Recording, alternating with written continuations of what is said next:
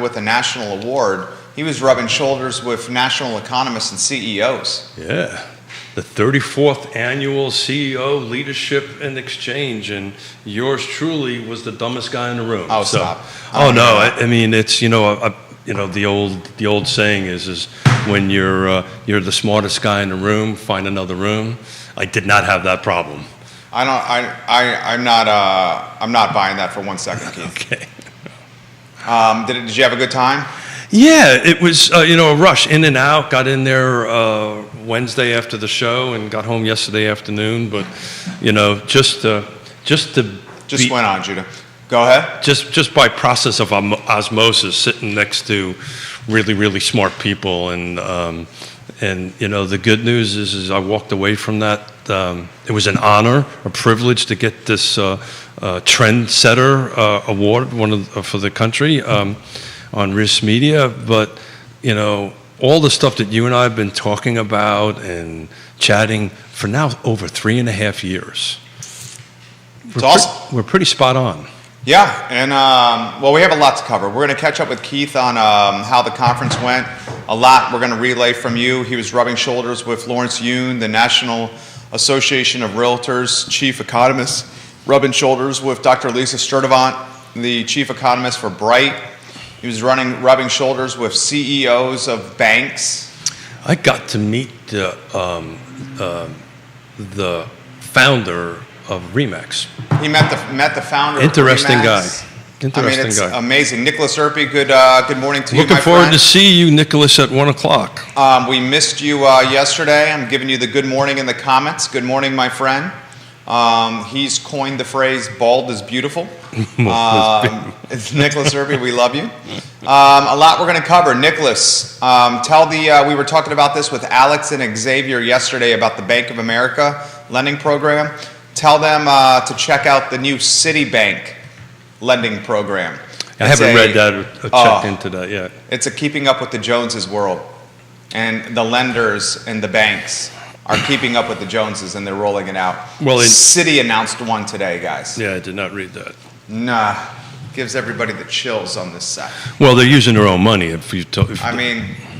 When you say very little, if in fact no money down and credit scores aren't priorities, you start to get a little... Well, I chatted, we can do this live, but yeah, we should do it. I chatted with some guys at BOA, and the city may be a different program.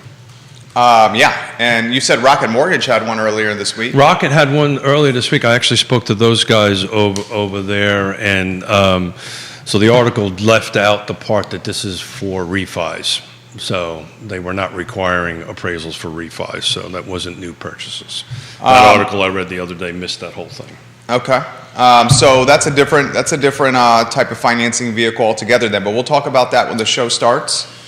Judah Wickower, we're in your hands. Dun, dun, dun, dun, dun.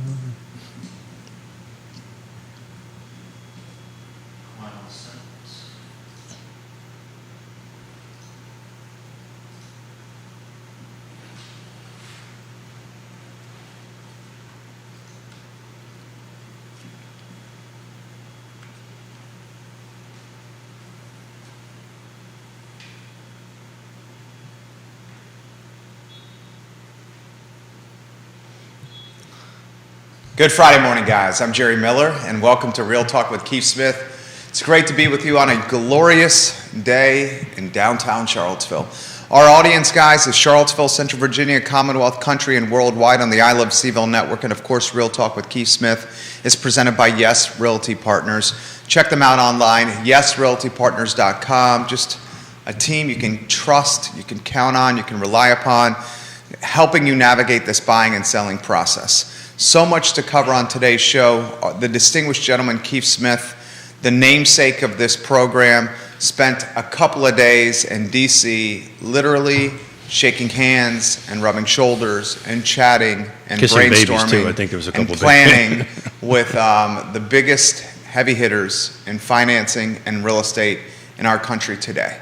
And he very much fits that moniker and criteria as well. Stop it. Judah Wickower, if we could go to the studio camera And let's welcome the distinguished gentleman to the show, who I believe is wearing a new shirt. Ooh, you noticed. I did notice. I'm very observant. The only thing I haven't done correctly, and from an observant standpoint with you, is notice that you're a southpaw.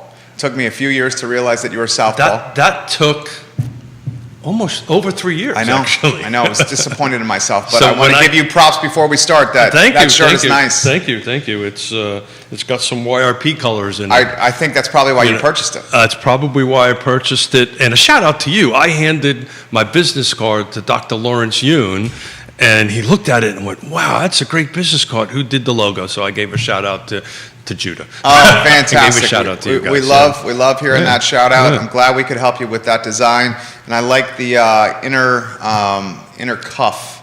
You know, I came up with the design while sitting on the think tank in my house. Ooh. Let's make sure we're on a scrap sheet of paper and a magazine. And no, I'm not talking about the kitchen table, but we'll leave it at that. I don't think I ever told you that. Mm-mm. You came up with the idea of the name, the design. The design. YRP. YRP. Yeah. You know what? I'm not so sure if I should be flattered. That's where I do a lot of my great thinking. You know, it's funny. Does your wife say, "Well, how come you're in there so long?" Oh, all the time. That's because I'm thinking. Yeah, that's why I call it the think tank. I walk out. I call it the throne, but you know, it's my little area that I get to rule. Are we going down potty? Nah, you know, we'll go to financing here. Folks are asking, what's the designer of the shirt? So it's a Paul Frederick. Oh. It's not Fredericks of Hollywood. It's a Paul Frederick. Looks good. Yeah. So they were on sale, $60. It's not too bad. I love it, and I love the cuffling inside. You want to show everybody the? Can you put it on camera? Look at that. So if he wants to raise the cuffs up like I do here, he can do it. In fact, you could unbutton them and roll them above. If you really want to get hipster, you could uncuff them and roll them outside the jacket. Yeah. No, you know. Trendsetter, maybe. Hipster, That's very Seattle.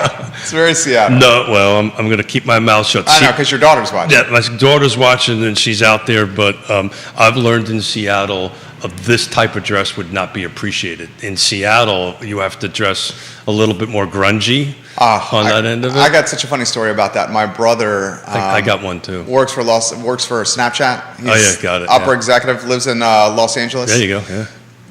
You did a great... You did a speak. You presented to them once before, didn't you? No, it was a different organization, and that was in San Diego.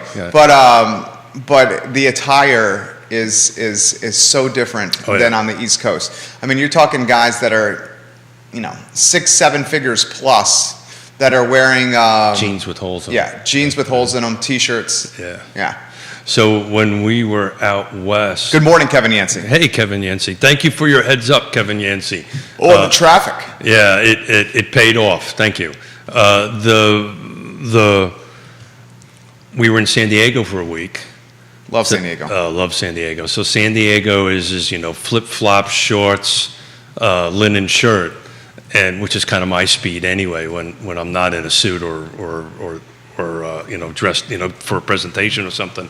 So I followed that attire up to Seattle. That was a mistake.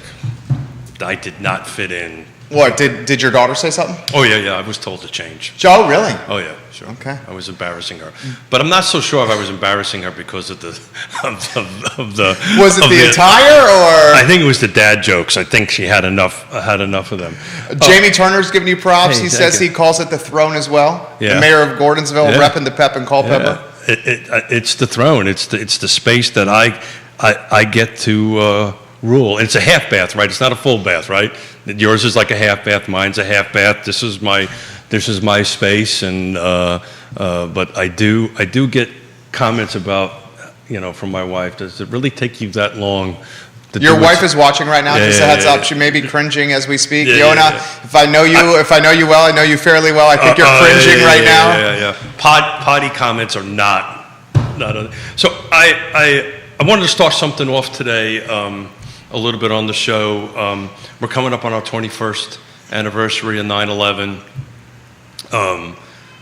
as you know, this is a big thing to my family. It's a big thing for the country, particularly my family. As my father was a retired New York City fireman, my grandfather, my great-grandfather, my whole family was New York City firemen. And I've asked Judah to drop in the link from our 2019 show when we brought in Vinny Kamaj in that talked about his dad, Rocco, who he's a dear friend of the family. His dad was a window washer on one of the towers, and every year he goes down to 9/11. They've never found his father. He's passed on, and I just, to me, it's important to my family. It's important to us. I think it's just time to not forget. We will have at Lake Monticello Fire Department, if anybody's out that way, on 3 o'clock on Sunday, a little memorial that they do every year for that. But, do yourself a favor if you have the time. I consider that of our over 3.5 years of shows, probably the best show we ever did. That was a great show. Particularly the last 10 minutes. Oh, yeah. So if you ever really want to wonder who Jerry and I are as humans, watch the last 10 minutes. Oh, it was great. It was raw, it was real, it was vulnerable, it was emotional. Stephanie Rhodes, good morning. She says, I cannot believe it's 21 years since 9/11. I responded, it feels like yesterday. I was the second year at the University of Virginia during 9/11, watching in Lambeth Commons in just horror, fear, uncertainty, vulnerability. One of the guys in our fraternity, Phi Kappa Psi, his father was in the building. Fortunately, he got out. I know so many did not. Yeah. 21 years later, Keith Smith.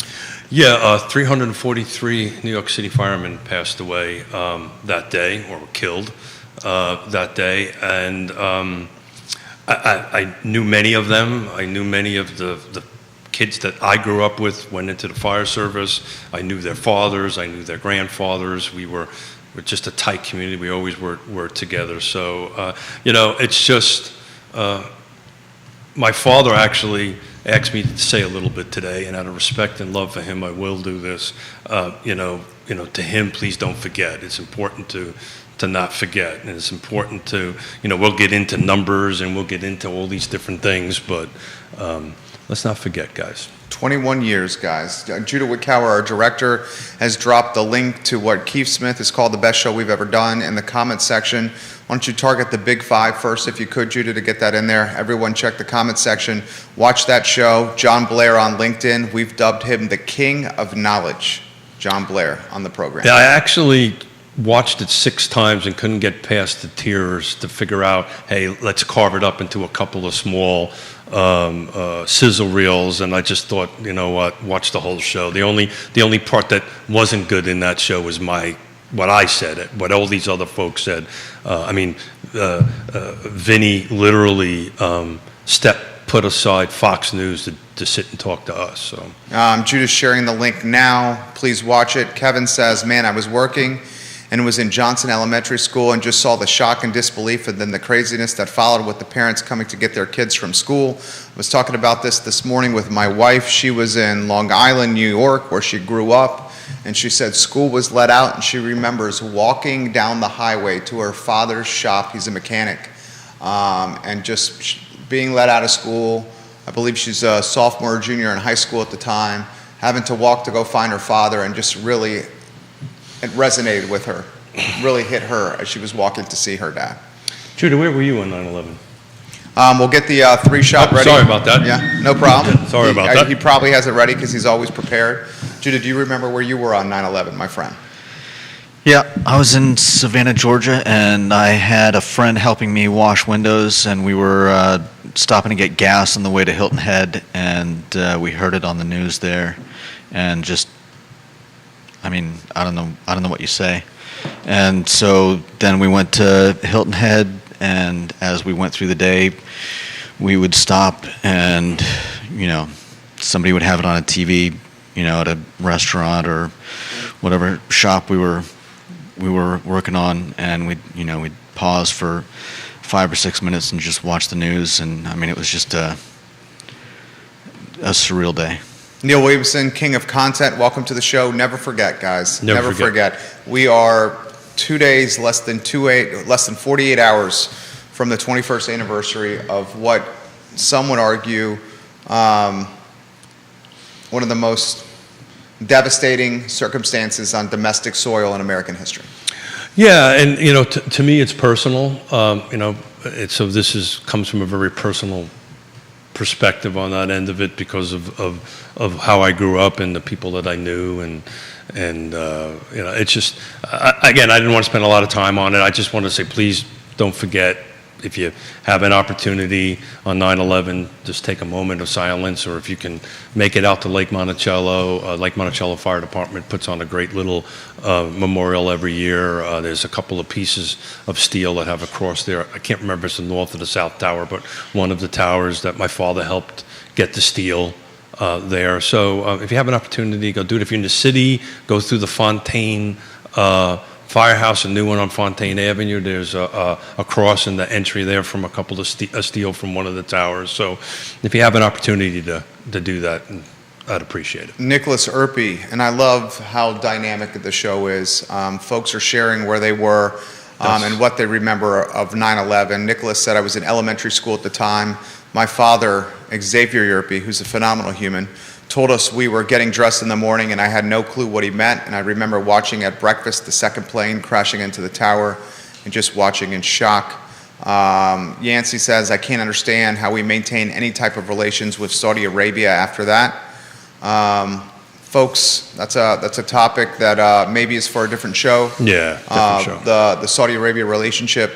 I think what we'd like to do is just keep it in people's mind. Yeah. That just because we're 21 years from this event doesn't mean we should not remember what happened. And it's impacting many, many people still. Oh, understand. Firemen are dying, policemen are dying from, from diseases, from breathing in all the toxic smoke, first responders, construction workers. Plus the PTSD, plus the families that have to remember. Well, I mean, good night. Well, I'm actually riding my first bike race tomorrow for Valley for the Veterans that is actually helping PDS, post-traumatic stress.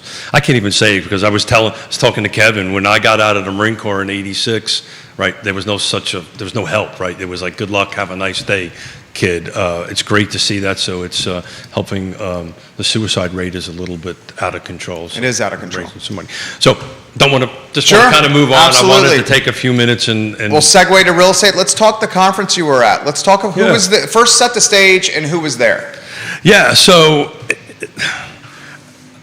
it was everybody. There was the vice president from Howard Hanna, right? Roy Wheeler, Howard Hanna. The CEO is from there. The CEO from National Association Realtors. I was sitting next to Lawrence Yun. I was sitting next National Association Realtors chief economist. You met the founder of RE/MAX Realty. The founder of RE/MAX. I mean, the Long and Forster president was there. There was all kind. There was executives from Keller Williams there. There was loan executives there. The room was about 120 folks here, and then Yona and I.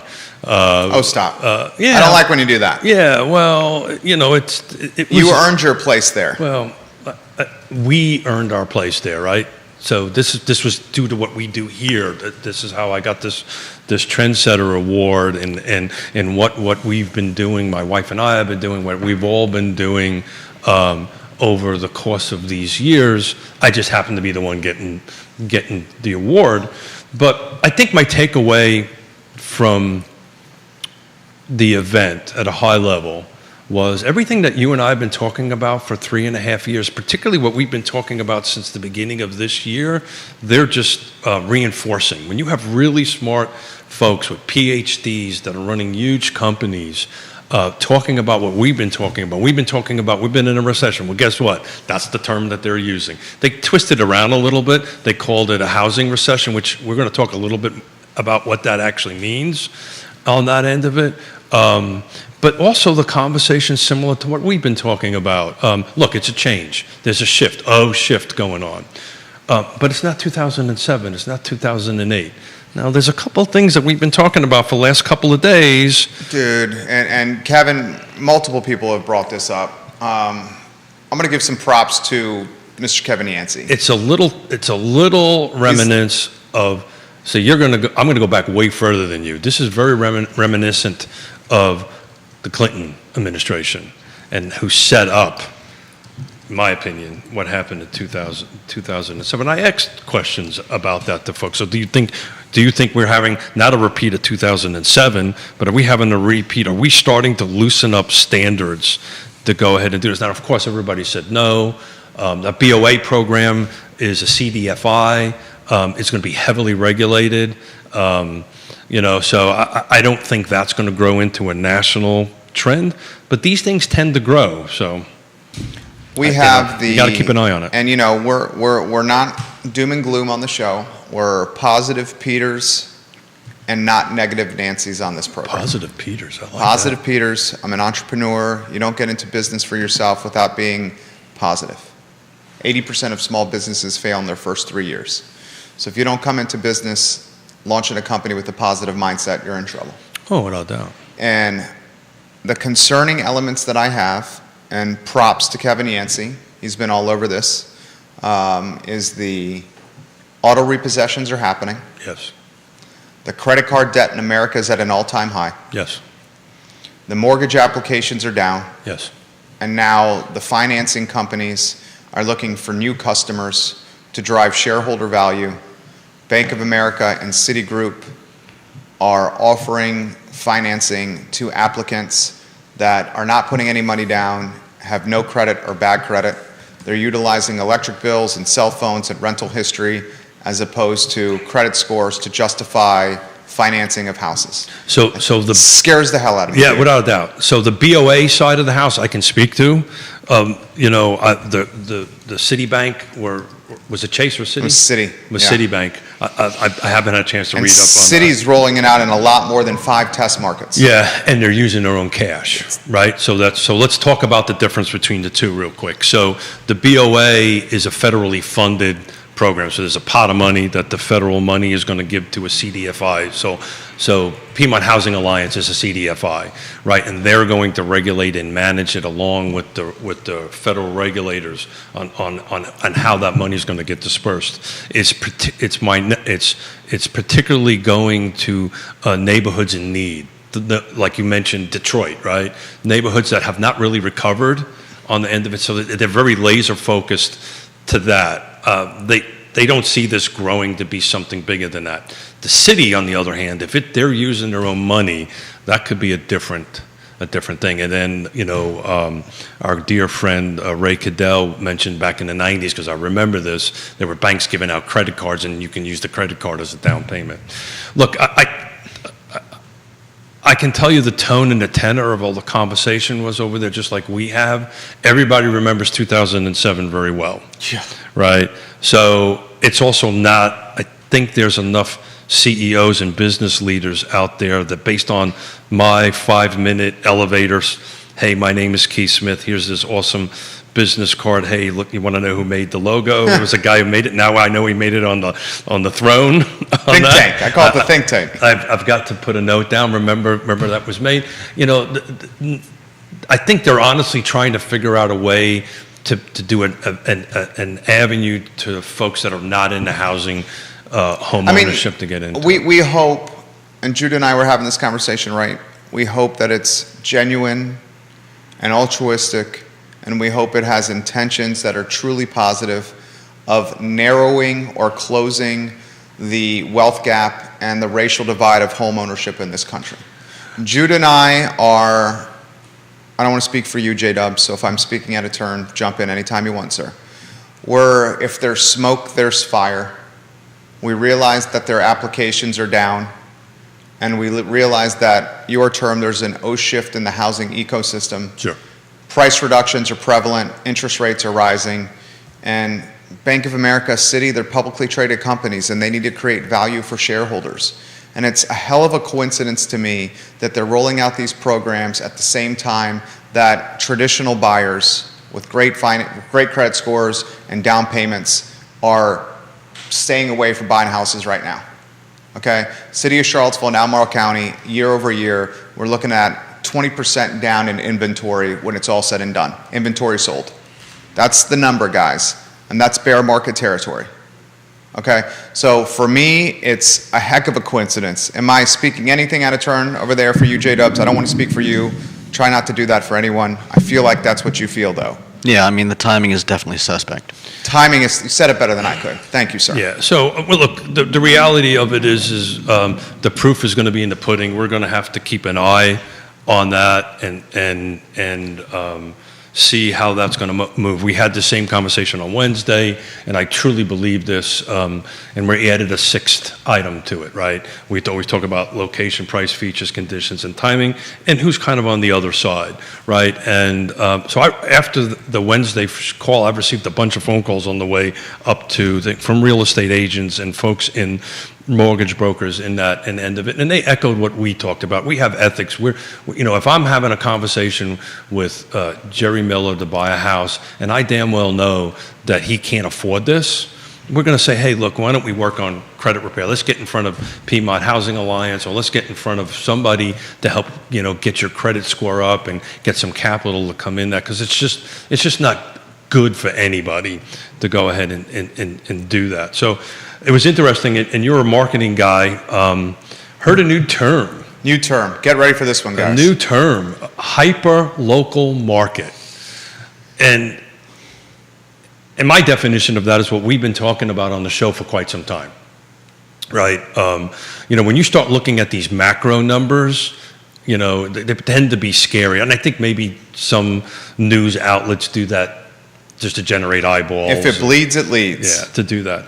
So we've been saying, local. But now they've threw in this term hyper-local market, which is what we've been talking about, which is kind of normal how the industry goes or the business goes. Sometimes one side of the street to the other side of the street can be different. The features and conditions can be different, And another stat that I heard, and if Neil is watching, he can correct me, the average age, according to NAR, of a real estate agent, is 57. It's interesting. I learned at an event that Neil put on yesterday. I watched, and I heard it up in D.C. In the last 24 months, pretty much since COVID started, the new agents come on. I don't want to quote the percentage because I didn't write it down, but the majority or a large percentage of new agents coming in are millennials. So we've got this two age groups kind of floating out there. You've got the Keith and we'll call you guys the legacy agents. I prefer a 60-year-old millennial, but that's okay. The legacy agents. The legacy and then you agents. got how do you characterize the new ones? Rookies. Okay, I wasn't going to say rookies. Well, I wasn't going to say rookies. Yeah, that's your word, not my word. Yeah. So there's a situation that I want to talk a bit about the difference and how we have to work together as agents to help each other get through the process, because we as seasoned agents are starting to work with not so seasoned agents. Did I do that right? Does that work out okay? You handle that perfectly. And we have to help them through the process. Which is, how do you feel about that? We do that. That's what we're supposed to do, right? Okay. Right? We don't say or do anything to the detriment of our client, but at the end of the day, we try to get a transaction done. We're trying to take care of our client and move in there, and particularly this particular case, we're representing the buyer. The property is, I think, in Greene County or wherever it is. On that end of it, it's an agent that's outside the area. That's the listing agent, and it's a FHA loan. So it baked into the FHA loan under the appraisal is very similar to VA. Even though the contract this one had a home inspection for informational purposes, we didn't have a real home inspection contingency clause in it. The appraisal gigged a couple of things. It was chipping paint. It's a common thing in VA and FHA loans, and this agent didn't understand how to deal with it. So we had to walk them through it on the way down. I said, look, okay, it's a condition of closing. The lender is not going to lend until these chips are fixed, they're re-inspected, and we close. So let's work together. Let's figure out how we can get this done. And this particular agent didn't understand it because he's never dealt with it before, or she never dealt with it before. So you're going to see a lot of that work come on a little bit. Well, I'll tell you what, comments are coming in fast and furious Good. here. I'll get to the comments here in a matter of moments, including those from Philip Dow and Kevin Yancey, who are frustrated with what has happened with their 401k of late.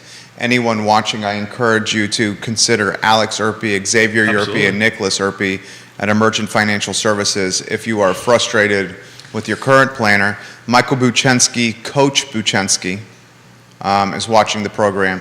He's in the business. Yep. First Heritage Mortgage. He has two comments that I'd like to relay on air. The first comment is this from Michael Buchensky from Coach. The BOA, the Bank of America program, unlike conventional mortgages, there won't be a minimum credit score requirement to qualify. Yeah. So how can they rate the credit risk for these loans to be packaged and sold? Seems like they will have to portfolio these loans, so they must have a gigantic deposit account of loans to loan gaps on their balance sheets. He also adds this: the program, called the Community Affordable Loan Solution, will be available to people in certain neighborhoods, predominantly black and Hispanic ones, in Charlotte, Dallas, Detroit, Los Angeles, and Miami. That's exactly right. Applicants do not need to be black or Hispanic in order to qualify for the program. It is unclear what the planned size of the program is. There are no limits on the number of loans involved in the program. Any property must be located in census tracts that are more than 50% African American or Hispanic, the bank has said. Kevin, Coach Buchensky, check out the Citi program that was announced today. Citibank has got one that's I love his opinion on it. similar to BOA, Mike. Yeah. So, Mike, the BOA CEO literally outlined it that way, and followed up with it is we're still trying to figure out how to implement this. So they haven't figured it out yet. I think the news cycle got ahead of them a little bit more than. Well, Bank of America releases that news, I and the reason Bank of America releases that news is from I got a ladybug on my microphone. Hello, ladybug. Oh, How are you? You know what that means? Just ask a wish. There you go. Yeah. Here's the concern. I would hate for this to be a PR and branding play from Bank of America and from Citibank. I would hate if Bank of America and Citi and the ones that are going to follow, it's a keeping up with the Joneses society, especially on Wall Street. When two banks roll out programs like this, the rest will follow. Expect that to come. And I would hate to see that the banks are doing this to try to create brand equity by getting this program in the news cycle as a way to help families historically on the financial margin that have advantage of. Hispanic and African American families undoubtedly have been taken advantage of in our history. It hasn't gotten better. I would hate to see these families exploited by sophisticated bankers with fast talk and big words. I'm concerned about the interest rates and how high they will be. I'm concerned about any adjustable nature of those interest rates. And I'm particularly concerned about how these homeowners, with an inability to put a down payment down, how they're going to maintain their house if the roof leaks, if they need a new roof, new HVAC, new appliances, because that's going to happen. That's going to happen. Yeah, so the other issue that you have with that too, they're going to have to be in the home so long, because depending on the neighborhood and where the appreciation is going to be, go back to this hyper-local market, right? And as you were talking, I'm trying to do some quick digging into Charlottesville and Albemarle on that end of it. But this hyper-local market, so if they are not getting, let's paint a scenario where they're not getting their appreciation the way it should be, right? They have no money down. They're not able to make extra payments into it on that end of it, and they have to sell the home in 2 years. They may be upside down. They may be in a situation where they have to, sell their home, and they actually have to bring cash to the table, right? Because it's going to cost you about 10% to close the house. There you go. 7%, 8%, depending on how it goes. But what happens? Here's a realistic scenario. What happens if the market turns? Well, where it's going to turn and values drop, yeah, and there's no equity there. Yeah. They're underwater on the mortgage, yeah, and because there was no down payment made, there's no skin in the game, and folks choose to just walk away from the So house. the hyper-local market, what they're saying is certain markets, and we're not going to be one of them, right? Maybe some locations within our location, our little small Charlottesville region, some will do a little better, some will do a little worse on their appreciation, but all the way across the board, I don't see us going backwards in our thing for a couple of reasons, and I'll talk about them for a minute.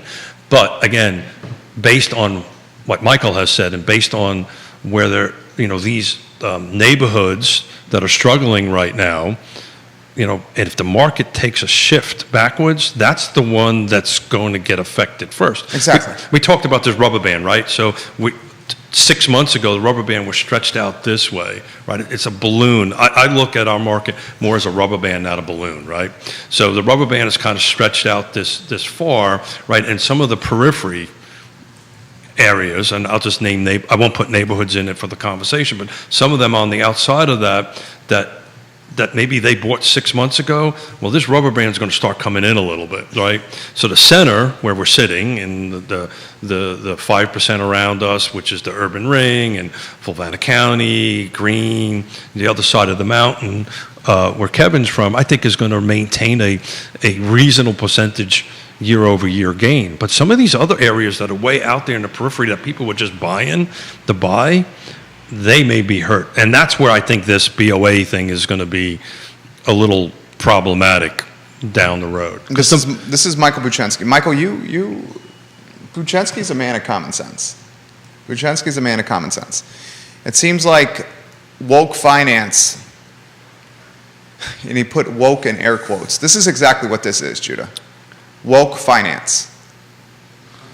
That's a good term right there for it. He says it seems like woke finance could be set up to really hurt these underserved communities with higher rates and more fees to offset the risk of BOA in city. It seems like a fancy name for a new subprime market, which is predatory, in my opinion, to these clients that need solid financial advice, not gimmick products. Dude, props, 100%. Well, this is a branding play. I will ask Mike the same question we asked Tammy on Wednesday. Tammy Welt, right? Well, yeah. I'm going to tag her to get her in the mix. Is she Atlantic? Atlantic, yeah, Okay. yeah. By the way, she said to say thank you for doing that on Wednesday. It actually helped her business a little bit.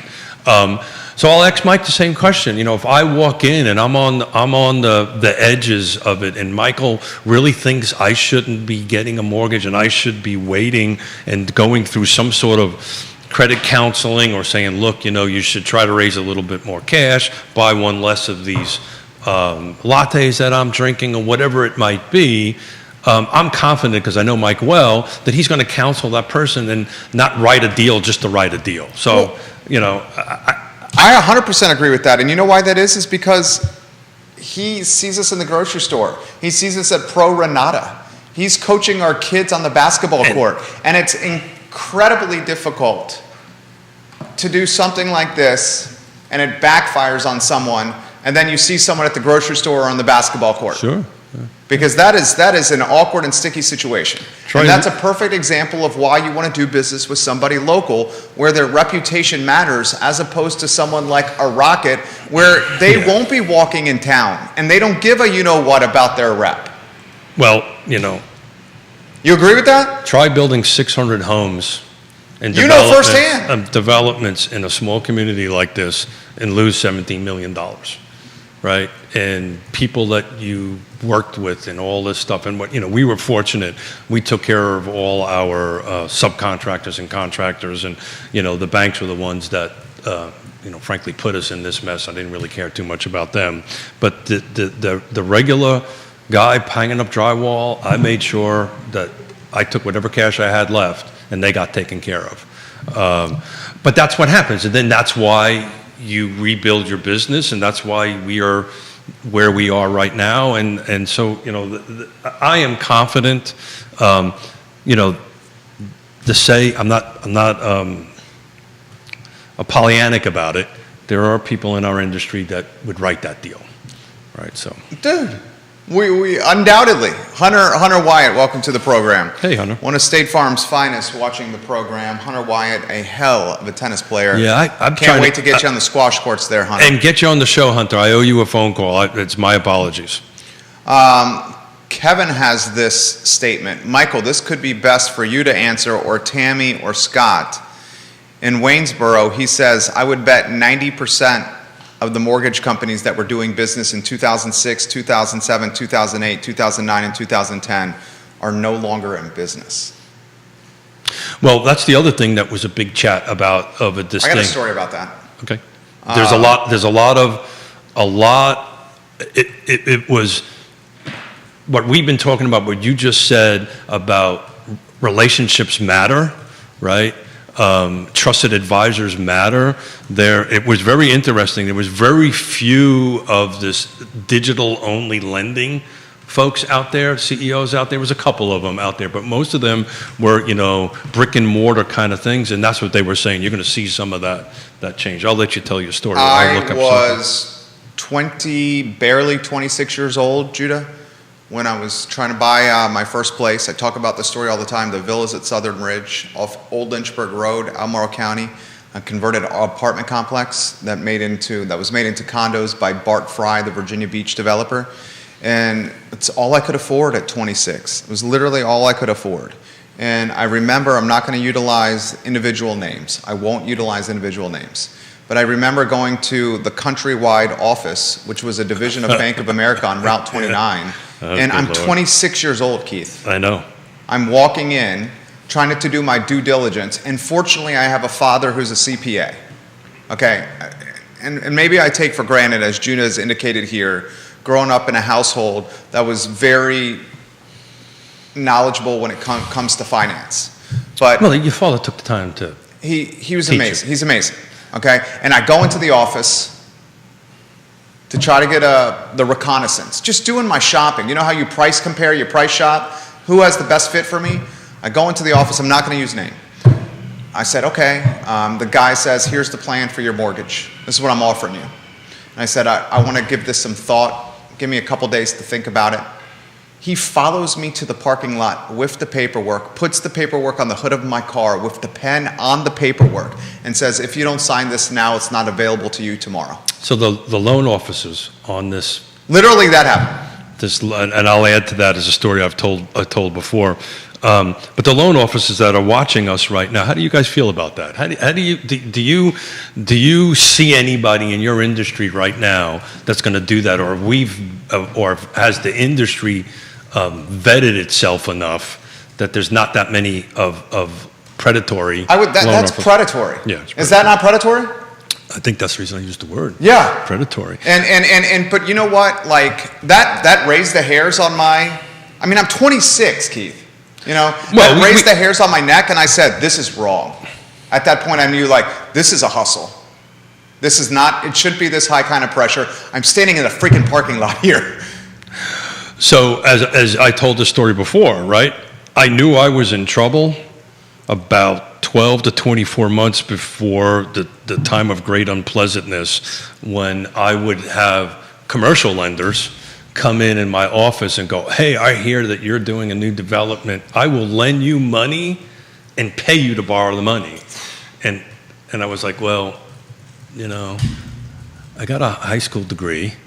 Okay, I don't have an MBA or anything, but I'm smart enough to know that if you are giving me $10 million and you're going to pay me 1 point over prime to go ahead and borrow it, how does that work, Coach? Oh, don't worry about it. It's a great program. You can go ahead and do it and use it. And I go, get the F out of my office. Yeah. I knew. I went to Yona, that thing. I said, honey, if this keeps up, much like the conversation we're having right now about these creative financing mechanisms that are coming out there right now, that hopefully they're in trial only, heavily regulated, and they'll kind of tweak them a little bit. But it feels a lot like that. It feels Michael says this: clients in these communities need solid financial planning, advice, and home ownership counseling.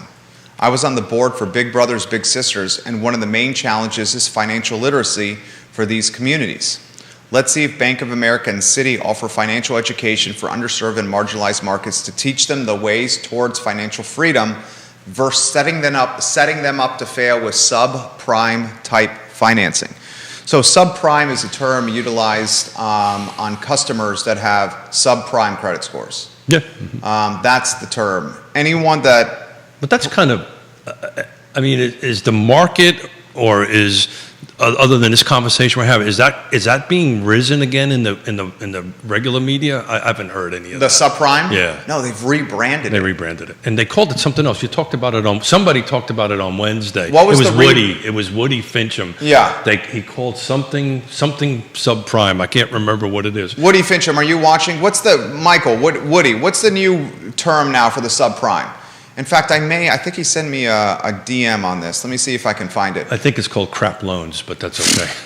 I believe that's what it's called. Hey, so thank you for covering for me. I just wanted to take a quick look at Albemarle County, right? So back to this hyper-local market and this other terminology that's getting thrown around that I witnessed over there, housing recession, right? So they're talking about a housing recession, and the way they defined the housing recession, and Dr. Yunus defined it this way, was that, the volume of sales is receding, right? So that is where the recession portion of it is. But again, back to the hyper. So now we got new terms here. We got housing recession and we got hyper local market. So and I just took a look at Albemarle County single family detached, no new construction, because that's kind of skews things a little bit, just to see what is sold, because Albemarle County is the largest volume of units, right? So I did year to date. It's from January 1 to today. So 2022, there were 720 units sold, 5 days on market, $575 was the median sales price. Last year, this is back to the recessionary comment, last year $894 was sold. I'm not smart enough to do that percentage, but it's probably closer to 20%, if not over that. Days on market was 6, so one more day on market, but the price point was $505 on that. And I also wanted to look at 19 and 20 because I wanted to see how close we were to that. So just to start with 2019, same criteria, single family detached, no new construction, Albemarle County only, 724 sold, 20 days on market, median sales price was $430. 20, 683 was sold, 20 days on market, interesting, same days on market, 447. So, it's kind of percentagely close to that. So anyway, I think, the recessionary portion of it is the volume is down, but we have jumped year over year in Albemarle County, single family detached only, 70 grand up. So what they were talking about is the volume is going to recede, but at the moment, in the foreseeable future, the values are going to keep on going up. And I actually asked the question, why do they think that? Why are they predicting that? I got an answer for you. Well, you answer it, and then I bet you it's the same as theirs. Why will the values of the homes continue to rise? Mm-hmm. Labor shortages, supply chain shortages, cost of goods are increasing, interest rates are going up. So if a builder's building a house and he has to finance that house and the rate is higher, he's got to pass that additional cost on to the customer. If the cost of a brick is $1 2 years ago and it's $4 today, that cost has got to be passed on to the customer. And because the labor shortages are so prevalent, some of these trades, these subcontractors, are raising their hourly rate so considerably that the builder and the developer has to factor that cost into their model and pass that on to the customer. Did I do all right? You always do all right. But that's new construction. I didn't factor in new construction. And interesting, I left my phone over there, which Would you like us to get it? Because I know you get a little anxiety. You get anxiety when it's not next. I get the same anxiety, Keith. If I'm not touching it, I'm like, where's my phone? Where's my phone? My anxiety is I really don't know what I did. Do you need me to call you? You want me to call you right now? No, it's okay. I'm happy to. It's okay. It's okay. I'll just shake a little bit. I know. That'll be fine. I'm the same. We're very similar. But so I'm going to go from memory because I actually took pictures of some presentations which I have on the phone. So I'm going to go from memory on it. It's interesting. Neil Williams and Carr put on an economic summit last night, and I got Neil Williamson. Did I say Williams? Yeah. King of content, Neil Williamson. Neil Williamson. It's the cuffs and the shirt, and not enough coffee. So anyway, so we got back. And I got back enough time to catch the end of his summit that he does every year at CAR, which is great, and CAR does on it. So I got an opportunity to talk to the National Home Builders Association chief economist and one of their economists that were there. And the real reason why prices are not going to go down is Economics 101. Oh. Economics 101 is supply and demand, right? The demand is dropping, right? Because we have percentage of units selling. The demand is, but the pace of new homes coming on. So I didn't do new homes in there, but it impacts, right? In new homes impact existing homes, because as new homes come on, it kind of helps loosen some inventory on that. We are now seeing for the first time a reduction in number of units being produced, and I can't remember how many months or years back that way, but I know this much, that we were in such a negative production of 10 years that depending how you talk to Dr. Yoon says we're 5 million units short. Some people say 4. Some people say 4. I heard some people say 3. Regardless of the number that they pick, we're millions of units short. So we're not keeping up with people coming in. And the other interesting stat on that end of it is the millennials are big time becoming buyers. It's interesting, they're projecting a decrease in volume when, I think it's Z, what's the next one? Yeah, Z. Generation Z. But they have a new one after that, and I can't Judah, we need our generation chart. It goes millennials and then Generation Z. And then there's another one. I want to say A, alpha for whatever. Actually, this question comes up so often that he has a generational chart. Can we go to the 3 on shots so we screen. can see your handsome mug? So No, go to I've got the the 2 chart shot. on I'm going to try to screen. get my phone before I freak out. What's the year we're looking for? We got, yeah, you can get your phone. Get your phone here. If you need to go studio or put the chart up or just go to the 1 shot on Judah Wickower, whatever you need to do. The chart's on. Okay, chart's on screen. Oh, it's on screen. Judah, excellent. Gosh, I'd give you a chest bump right now. Very well done. So you got the baby boomers, 1946 to 1964. You got Generation X, 1965 to 1980. You got the millennials, 1981 to 1996. You got Generation Z, 1997 to 2012. And Keith is right, Generation Alpha. It's alpha. Yeah, early 2010s to mid 2020s, Keith. Yeah, so the statisticians, boy, that hurt. You got it right though. That hurt. The statisticians are predicting, there's going to be this huge surge, which there is right now. I bet you when the numbers come out in 2022, you're going to find 50% of the purchasers were millennials on that or over that. But there's going to be a bit of a dip, right? Because the Z and alpha the volume of people are not as much. Does that make sense? It makes perfect sense. Michael Buchatsky We're having is fun? making me laugh over here. Oh, God, he cracks me up. He goes, thank God I'm Generation X, Wu-Tang for life. A Wu-Tang Clan reference on Real Talk. I think that's a first time, Michael Buchatsky. Oh, that makes me... do you know who Wu-Tang Clan is? I'm going to say no because I didn't laugh. Okay. It was a great reference. You want to people are asking you to put the chart back up, if you could, Judah Wickower. He's going to put the chart back on screen. It's on screen now. Keith Smith, the show is yours, my friend. Yeah, so, I think what's going to happen here, this is, not I think, it's just what I heard on that end of it, is we're going to be in this hyper-local market. The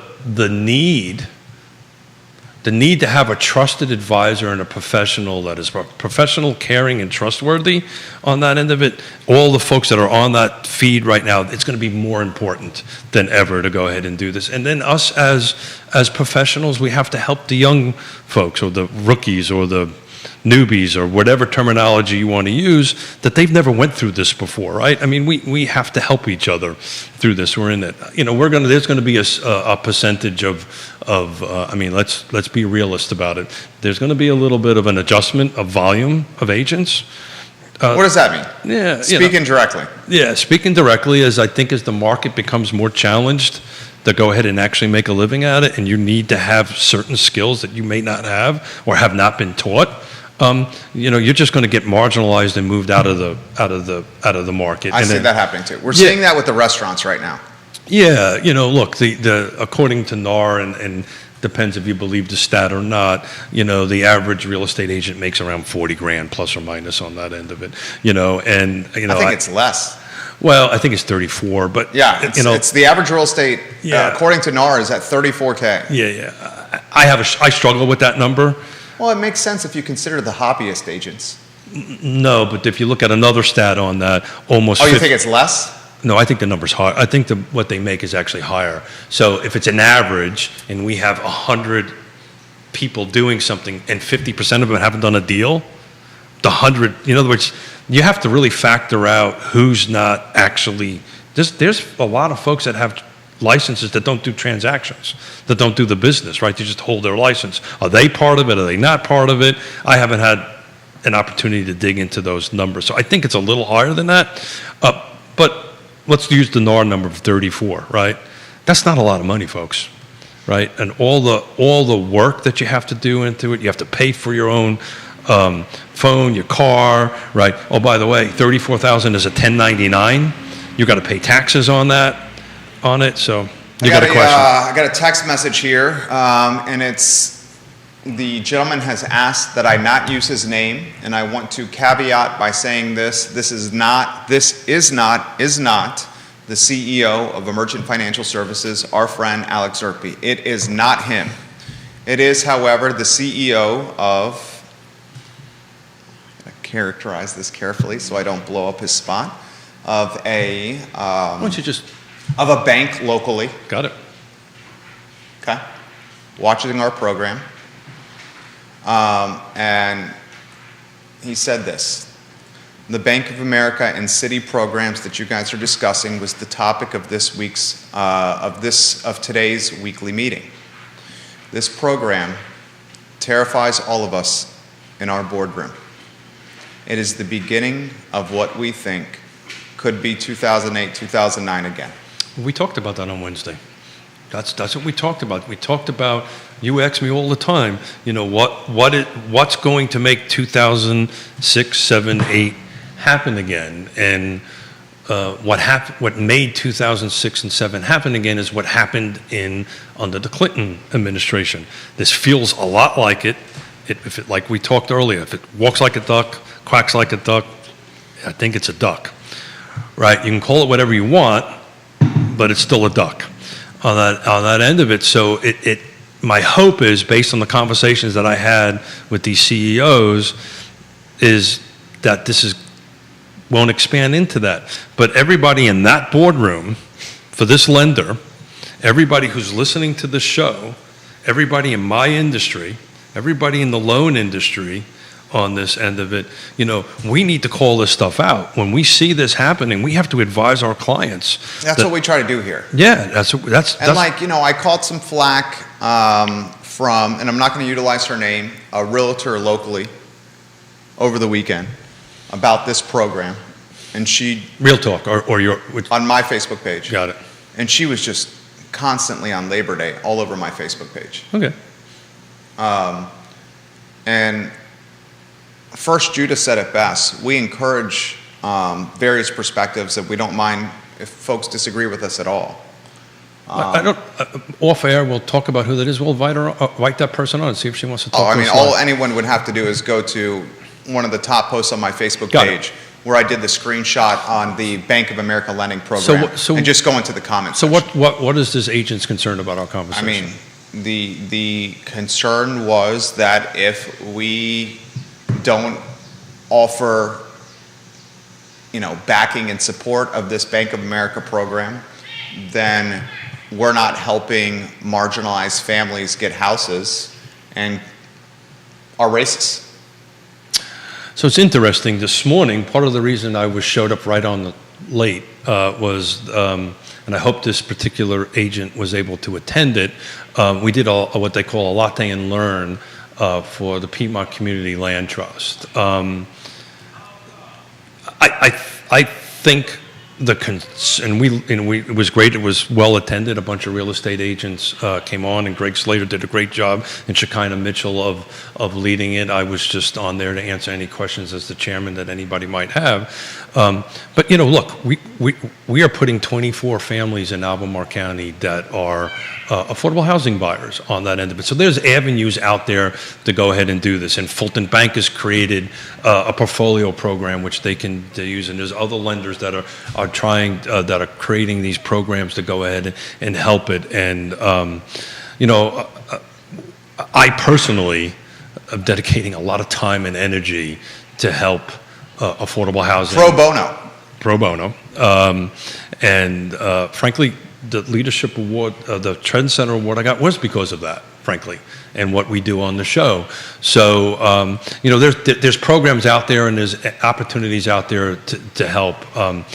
I would be more concerned about the predatory nature of that on the marginalized neighbor buyer. And that's what I would be concerned about that. That's my concern. I'd be concerned about that. And that's the whole point of what we're trying to do at the network and Real Talk and social and how we utilize it is to utilize it for the good. Even if it may be unpopular in the moment, we do it because of the intentions of good. Yeah, sure. So, So the short answer is yes, we want to support anything that can help marginalized buyers become homeowners. Absolutely, on that end of it. But there's a double-edged sword to that, right? We also want to make sure that we're setting them up for success, not for failure, right? And if and literally the program that we have, there's a reason we partnered with Piedmont Housing Alliance, the Piedmont Community Land Trust on this end of it. If there is a buyer, we have a 20-to-1 ratio. 20 people come in to try to buy one of our land trusts, spits out one buyer, mainly because they You vet it. Well, mainly because they need help with credit repair, they need help with home ownership, all this stuff, and then we hand them over to our partner, which was Piedmont Housing Alliance, and they have housing counselors and help them get their credits built and all that stuff, and get to the point where they can go ahead and do that. So, whoever that agent is, that person can reach out to me anytime, and I'll be more than happy to discuss options out there. And I have a feeling I know who it is. This is an interesting. You know who it is. Yeah. This is an interesting comment. And that agent knows that I vehemently preach this on my sleeve. Oh, anyone who watches Real Talk knows that. Yeah, I mean, you don't even have to stand up for, justify it. I mean, we all know where you stand. And we all know your character. Good, because I don't want to get up. I'm going to sit down. I don't know where my phone is, so I'm really freaking out about it. It's probably in the car, in the truck, right? It's probably in my truck. Yeah. You got you can use the iWatch to find it if you want to buzz it. The swipe up and then find the phone. Yeah, except I'm cheap, and I don't have the cellular version. It doesn't need the cellular for that. Because look, you can just go like this, you swipe up, and you hit that function, and then it buzzes where your phone is. Swipe up, and then, oh, it's in the truck. If it's not buzzing, it's in the truck. All right, the phone's in the truck.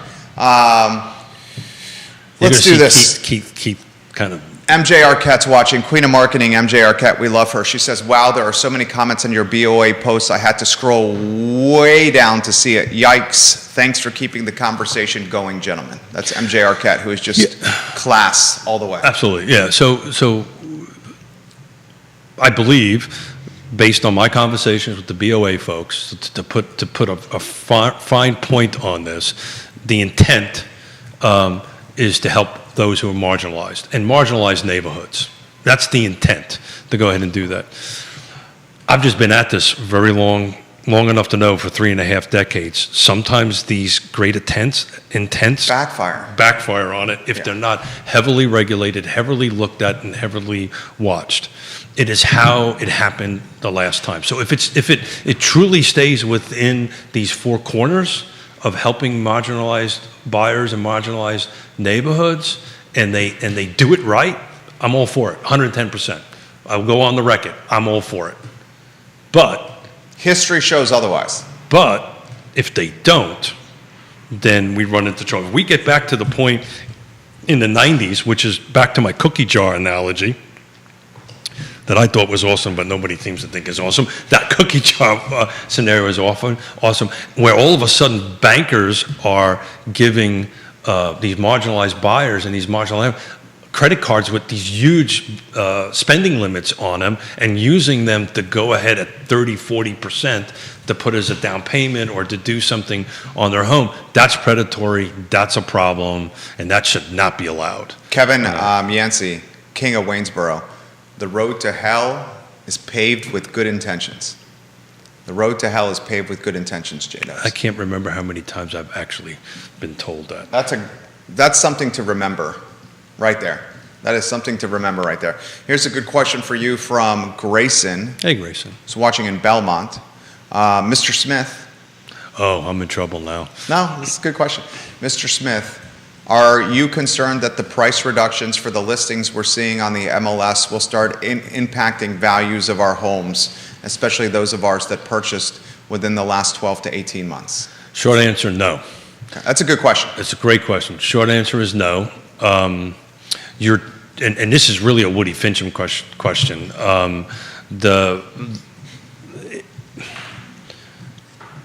The percentage of year over year is just not going to be as huge as it's been the last 24. It's not going to be $75,000 in how many months is this? 9 months. It's not going to be that, right? But it's going to be 3%, 4%, 5%. I talk about this on the show all the time. I have these 21-year running spreadsheets of all the jurisdictions, which include the time of great unpleasantness, as Mr. Williamson has coined it.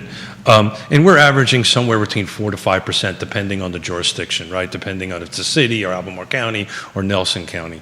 That included the time that there was a reduction in value. So if you held on to your piece of property for 20 years, right, year over year, you received, this is compound now, 5% plus or minus every year, year over year over year over year over year over year over year for 20 years. It's just not going to be that big, right? And it was unreasonable. It was. We talked about this on our Latte and Learn today. In 10 years, we only had 2 resales. We just recently had them on Nassau Street.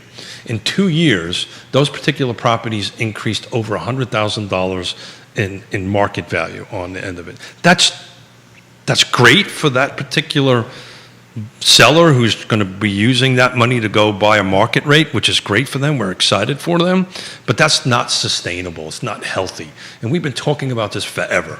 This market of the last 24 months is not healthy, not sustainable. And what's happening is we're back in this balancing market of it. Look. Okay, his follow-up question is, what does concern you about the price reductions? The price reductions are, would you say they're prevalent? Yes.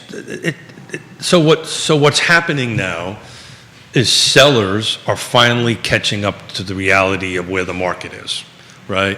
That's all that's happening here. You know, if you went out there and you put something on the market and you maybe do not listen to Real Talk or do not listen to Jerry Miller and I Love Charlottesville, you do not get into that and you listen to the macro thing, not the hyper-local market data, and do not trust your trusted advisor who's saying, look, this is where the market is, and you say, no, I want the house $50,000 or whatever the number is more because my next door neighbor 6 months ago sold their house for that. That is not today's market, right?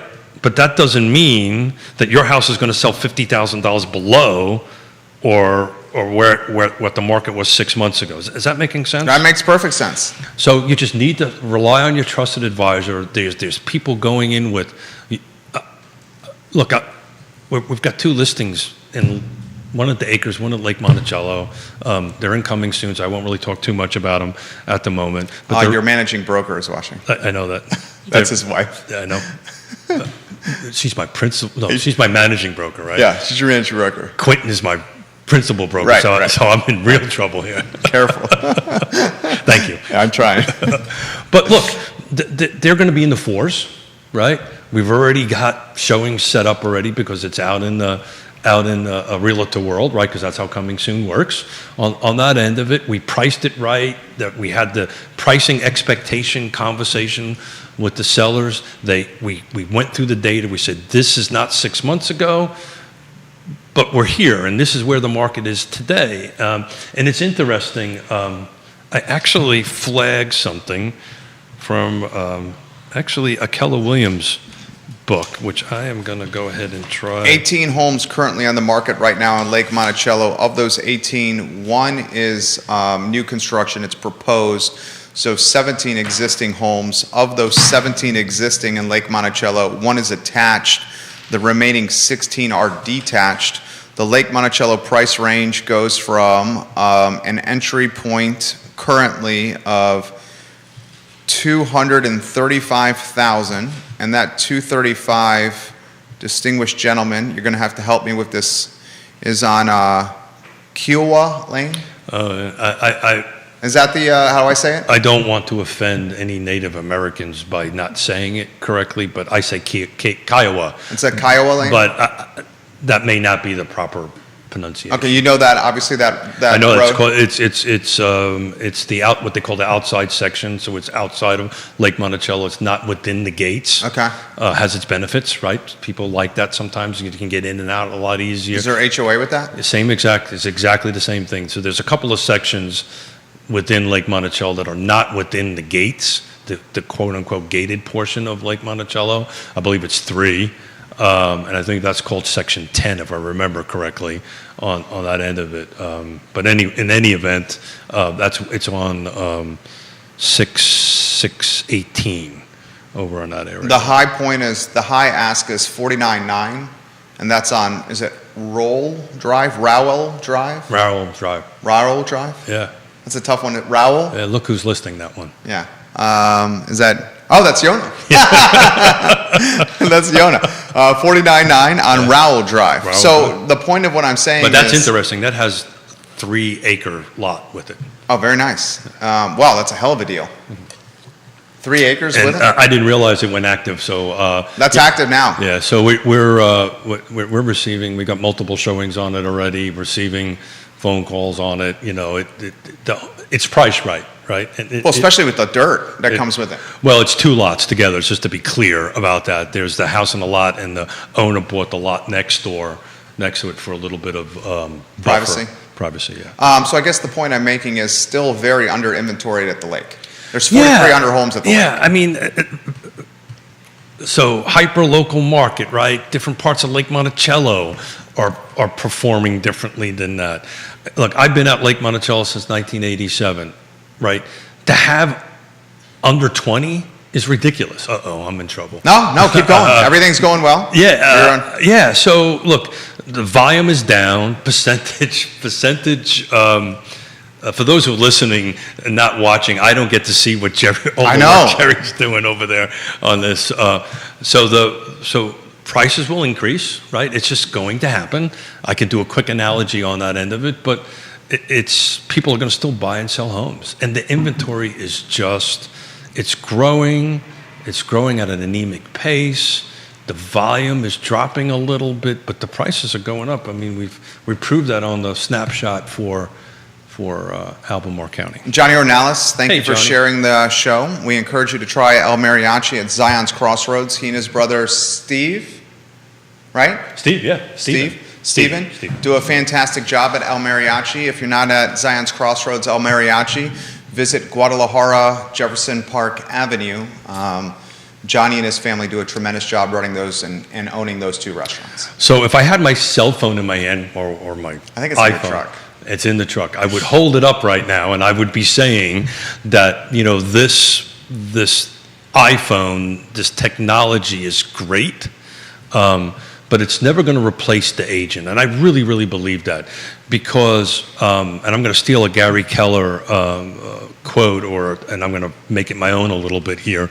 But what our job really is to project where the future is going to go in pricing, right? And that's where we have this conversation with Mr. and Mrs. Miller and say, look, I understand Judah sold his home next door for a little bit more.